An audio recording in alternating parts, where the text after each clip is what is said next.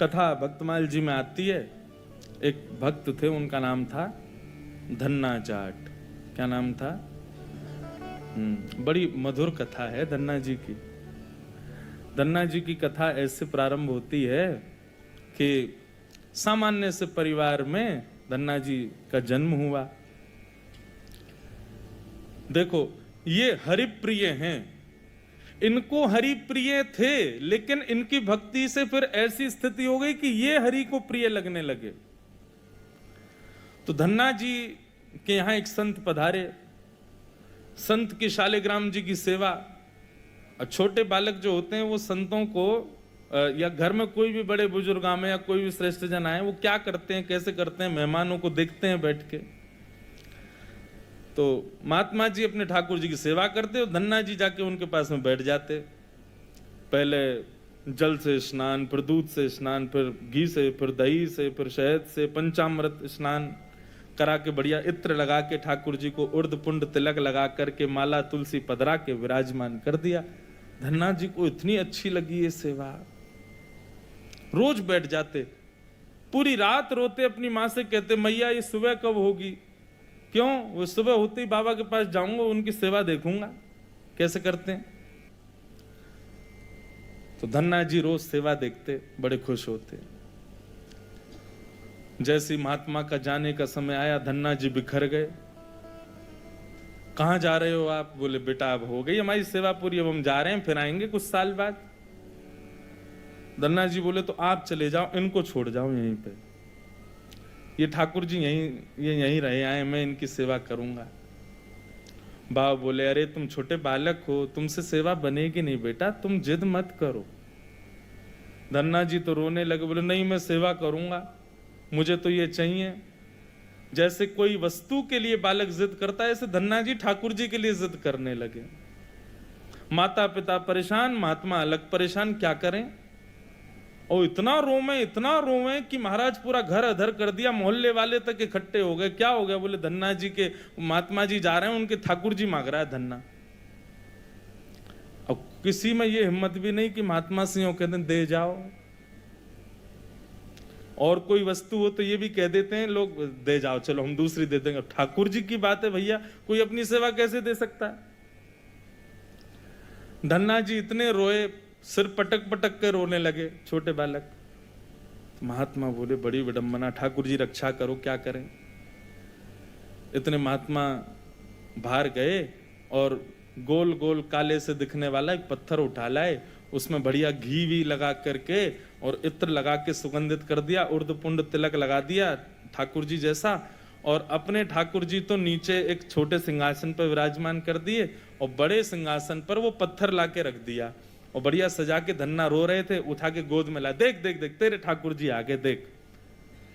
धन्ना जी जैसी मंदिर में, धन्ना जी की दृष्टि तो उन्हीं के ठाकुर जी पे, जय चाहिए। महात्मा बोले लाला देख, ऊपर सिंहासन पर बड़े ठाकुर जी बैठे और नीचे छोटे ठाकुर जी बैठे। वो बड़े वाले जो हैं वो तो हैं राजा ठाकुर, और ये छोटे वाले जो नीचे बैठे हैं ना, ये सिपाही ठाकुर। अब बता, मुझे तो राजा ठाकुर ज्यादा बढ़िया लग रहा है, मैं तो उनको ले जाऊंगा, लेकिन फिर याद रहियो जब जब मैं आऊंगा तब तब मेरे ठाकुर जी ऊपर बैठेंगे और तेरे वाले नीचे बैठेंगे, क्योंकि तू सिपाही ठाकुर जी मांग रहा है और मेरे ठाकुर जी तो राजा ठाकुर हैं।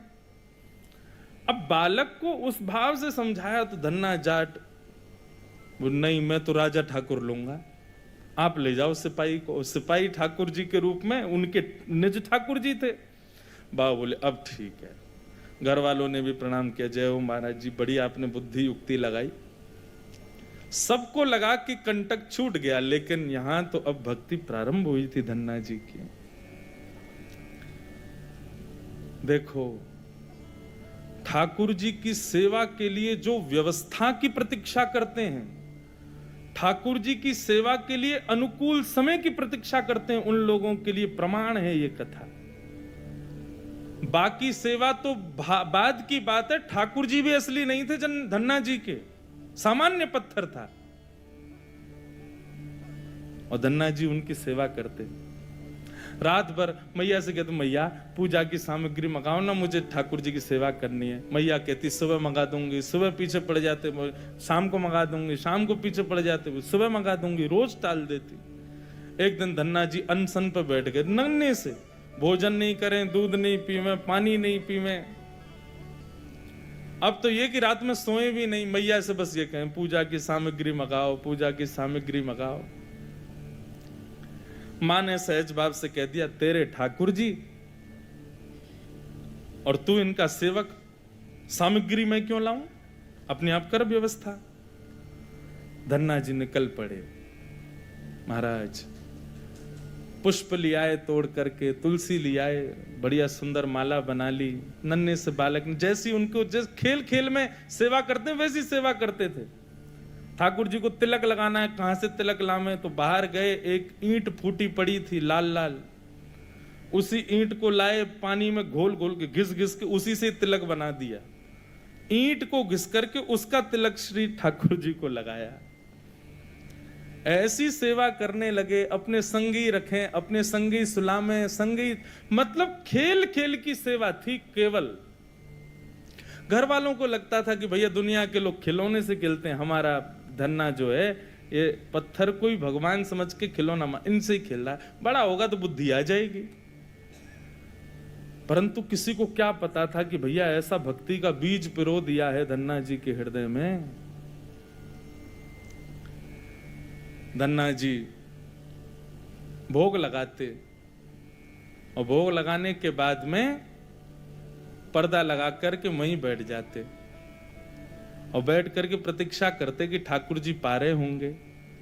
फिर धीरे से पर्दा हटा के देखते, अच्छा अभी पाई नहीं, ठीक है, फिर बैठ जाते, फिर प्रतीक्षा करते कब पाएंगे।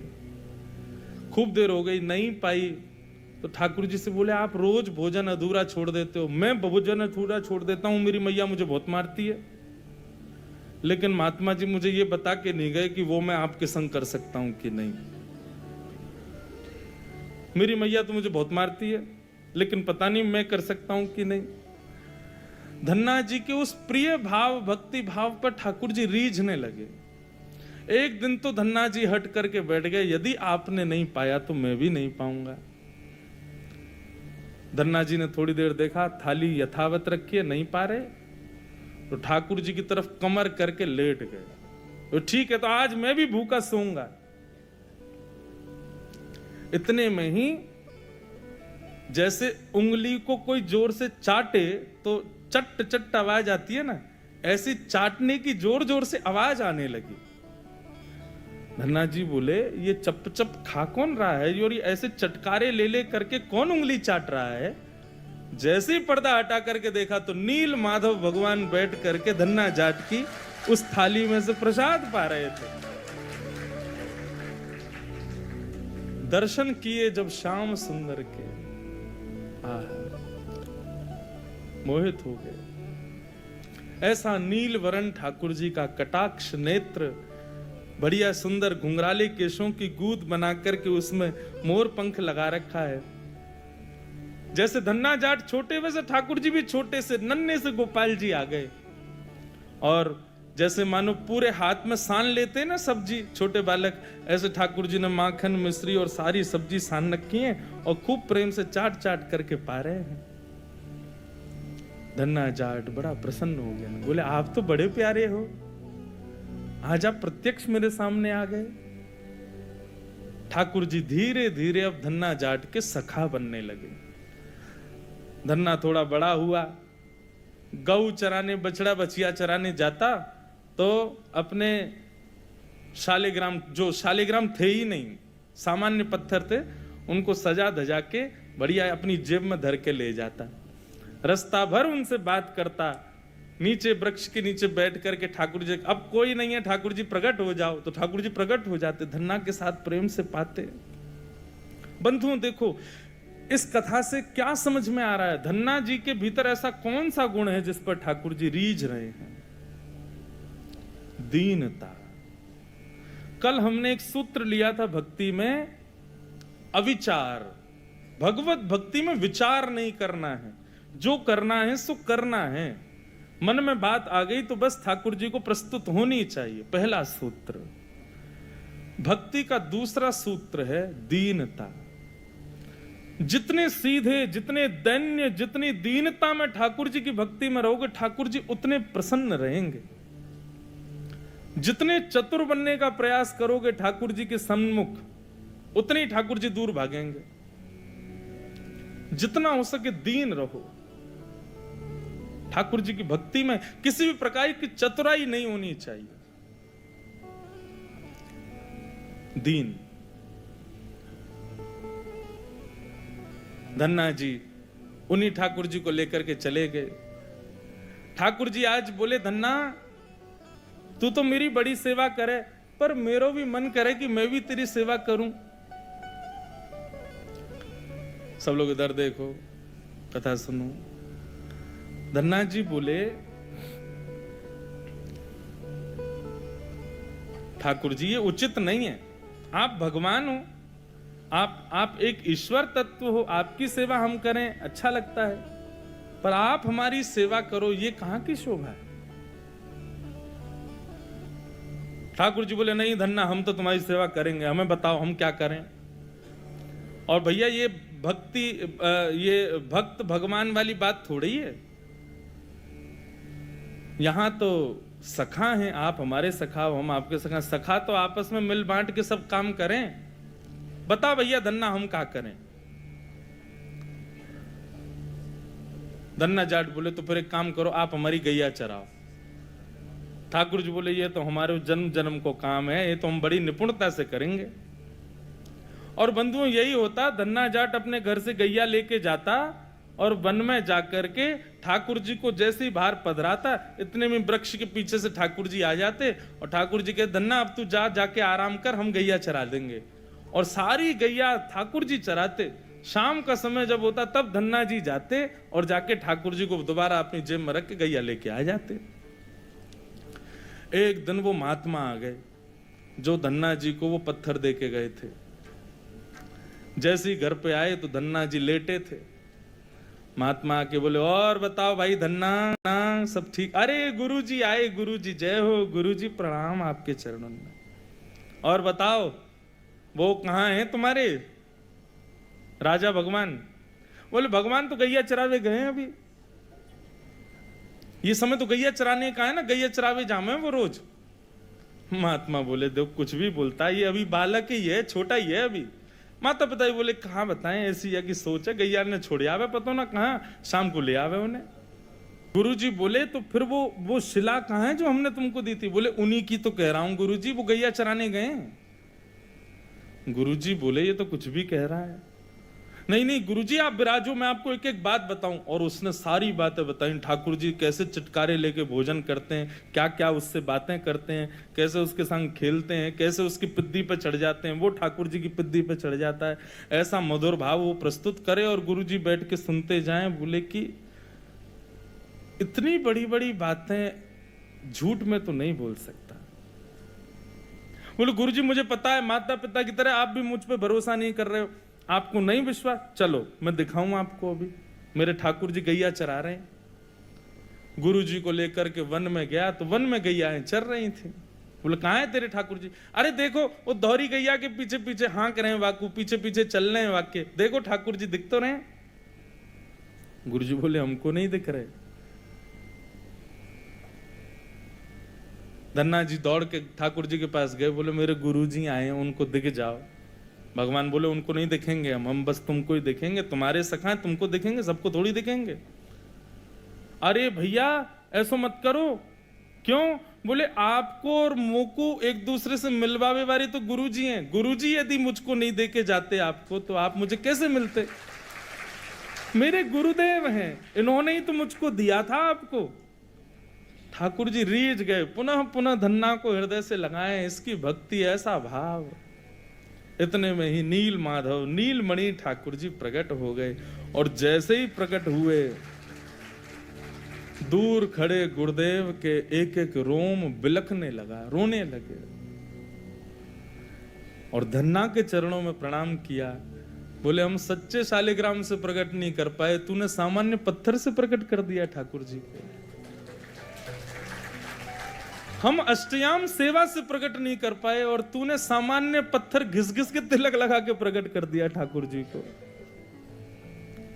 हम 56 भोग पधरा करके ठाकुर जी को प्रकट नहीं कर पाए, तू बेसर की रोटी खवा के ठाकुर जी को चटकारे दिलवाता है। हम यहां ठाकुर जी से प्रार्थना करते हैं, कभी त्रिभंग लली से सीधे लली भी बन जाओ, न पूरे दिन यूं ही खड़े रहो, दर्द है जाता होगा, हाथ में ने हाथ सीधे कर लो। तू ठाकुर जी से गैया चरवा रहा है अपनी। धन्य है धन्ना तेरी भक्ति को। बंधुओं, ठाकुर जी को ऐसे प्रिय भाव अच्छे लगते हैं। आप नियम कितने करते हो, आप साधना कितनी करते हो, आप जप कितने करते हो, आप व्रत कितने करते हो, ये विशेष बात नहीं है, पर 10 मिनट भी ठाकुर जी के सन्मुख बैठते हो, किस भाव से बैठते हो, वो भाव प्रिय है। ठाकुर जी भाव का सेवन करते हैं। इतनी कथाएं सुनने के बाद भी, वृंदावन जाने के बाद भी, ऐसे संकीर्तन करने के बाद भी, तिलक लगाने के बाद भी यदि भाव प्रकट नहीं हुए तो कैसी भक्ति हमारी। समय व्यर्थ मत करो फिर भक्ति के पथ पर आके। अनुभूति हो, ठाकुर जी के ऐसे भाव प्रकट हो, तब हमारी भक्ति श्रेष्ठ है, तब हमारा तिलक लगाना श्रेष्ठ, हमारा एकादशी व्रत रखना श्रेष्ठ, हमारा गुरु मंत्र का जाप करना श्रेष्ठ। केवल नियम तक सीमित मत रहिए कि बस हमको नियम पूर्ण करना है, अपना हो गया काम, बस माला जपी छोड़े चल दिए काम को। नहीं, एक बात कहें, भक्ति में थोड़े हठीले बनो, ठाकुर जी से थोड़े थोड़े हट करो। नाथ, इतनी आयु होती जा रही है, हम बड़े होते जा रहे हैं, कब मिलोगे आप? बस 24 घंटे यूं ही बैठे रहोगे? हमको इससे सुख नहीं है। हमारे लिए तो आपको कुछ लीला तो करनी पड़ेगी, कभी कभी करो हट। सब भक्तों ने हट किया। आजकल लोग भक्त हट ही कहां करते हैं ठाकुर जी से। हाँ, हट करते हैं, किस बात का हट कर रहे हैं? काय को व्रत कर रहे हैं, हाथ में कपूर लेके बैठे हैं, हमारे पति के काम नहीं चल रहे, उसका हट कर रहे हैं। बच्चे हमारी सुनते नहीं, उसका हट कर रहे हैं। घर में विपत्तियां आ गई, इसका हट कर रहे हैं। कभी श्याम सुंदर हमसे रीझ हैं, इस बात का हट नहीं करते।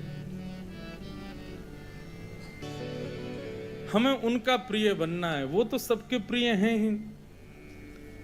वो तो राक्षस भी जब उनको देखते हैं तो उनको भी प्रिय लगने लगते हैं, पर हम उनके प्रिय बने। सूरदास को प्रिय ठाकुर जी लगते थे ऐसा नहीं कहते, संत जन कहते हैं सूरदास ठाकुर जी को प्रिय लगते थे। मीराबाई ठाकुर जी को प्रिय लगती थी, गोपियां ठाकुर जी को प्रिय लगती थी, गोपाल भट्ट गोस्वामी ठाकुर जी को प्रिय लगते थे, हितरवंश महाप्रभु ठाकुर जी के प्रिय थे। पर हमारे लिए क्या कहेंगे लोग? इनको ठाकुर जी अच्छे लगते हैं। हमारे लिए कोई क्यों नहीं कहता कि ये ठाकुर जी को प्रिय है? हमारे भजन की उपलब्धि इसी में कि हम ठाकुर जी के प्रिय बने। धन्ना के भक्ति भाव को संत ने प्रणाम किया, बोले कि हम तो भैया सच्चे शालिग्राम में से ना प्रकट कर पाए, तेने पत्थर में से प्रकट कर दिए।